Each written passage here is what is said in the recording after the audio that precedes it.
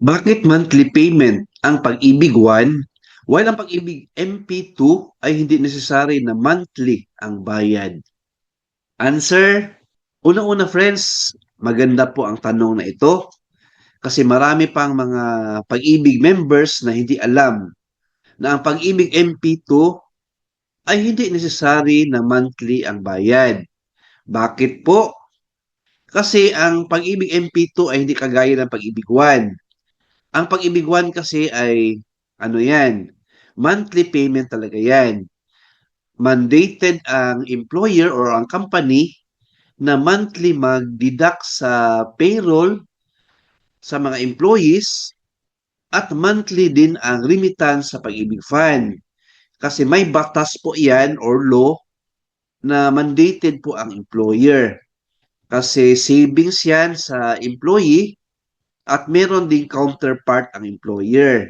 Kaya monthly talaga yan ang Pag-ibig One. Well, ang Pag-ibig MP2 ay voluntary po yan. Hindi po yan mandatory. Voluntary po yan na membership. So, may mga options po yan sa payment. Pwede once a month o one time lang po yung bayad within 5 years. And then, pwede monthly, pwede every other month, pwede twice a month.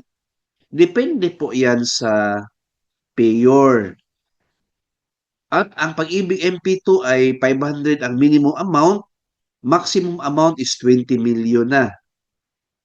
On the other hand, ang Pag-ibig One ay 200 po ang monthly sa employee, 200 din sa employer. 400 monthly po ang Pag-ibig One as of today.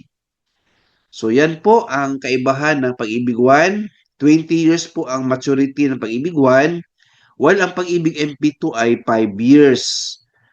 May difference din sa dividends ang Pag-ibig One at Pag-ibig MP2. Mas malaki ang Pag-ibig MP2 concerning dividends. So annual dividends yan. So every year may dividends tayo na ma-receive no, sa Pag-ibig Fund kung may Pag-ibig One tayo at may Pag-ibig MP2. So now you know, friends. Alright? Thank you for watching. Please like, share this video, and subscribe my YouTube channel. Thank you, God bless, and 2 thumbs up.